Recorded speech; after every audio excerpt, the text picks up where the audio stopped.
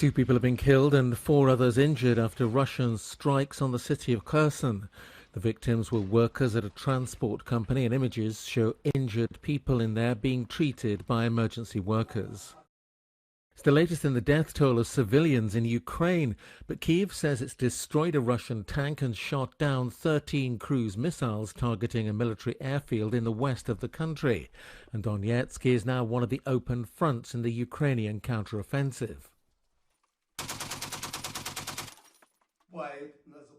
Meanwhile, the controversial Wagner leader Evgeny Prigozhin has released a video in which he accuses the Russian army of withdrawing from Zaporizhia and Kherson and says they bombed a Wagner training camp, killing dozens of his mercenaries.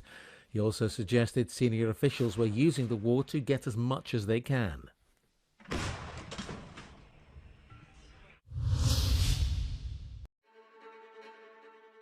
US Coast Guard have said an official investigation into what happened to the Ocean Gate Titan submersible has not yet been launched because the authorities are focused on the search for the remains of the 5 people aboard and establishing who has the jurisdiction to lead an investigation. The announcement on Thursday that no one survived brought a tragic end to a 5-day saga.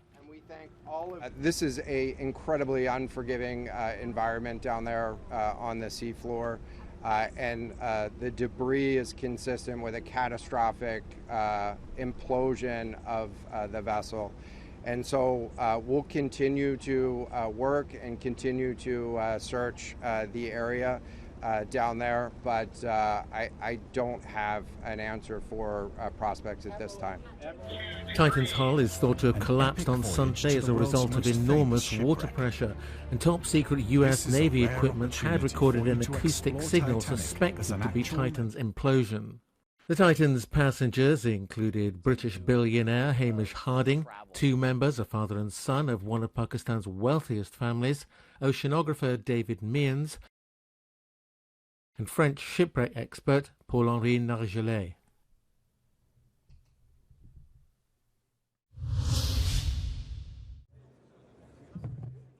The Global Summit on Finance and Climate has ended in Paris with more pain than glory. The participants agreed on many things but failed in others, such as on plans to create a tax on greenhouse gas emissions produced by international maritime transport, or materializing the promise to transfer 92 billion euros to poor countries through the IMF.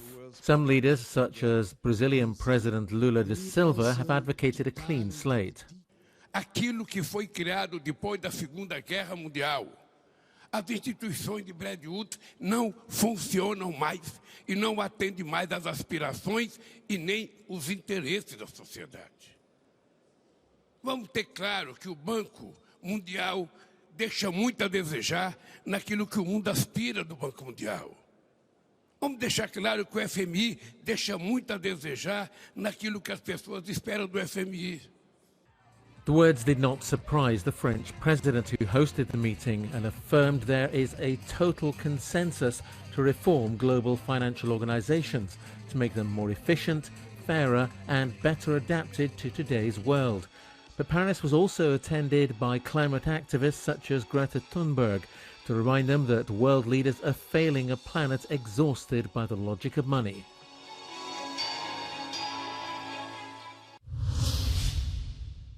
The German parliament has passed new legislation to tackle the country's shortage of skilled labour. A new law introduces a point system similar to one used in Canada, which takes into account professional experience, education and other factors. Asylum seekers who meet the criteria and who arrived in the country before the 29th of March will be eligible for a residence permit as professionals if they withdraw their asylum application. Highly qualified workers will be able to bring family members to Germany if they can support them financially. Like other European countries, Germany suffers from an ageing workforce and needs about 400,000 skilled migrants a year. But opposition MPs say the new law reduces German language requirements and will attract low-skilled people. They say it will also allow migrants who are supposed to leave the country to stay.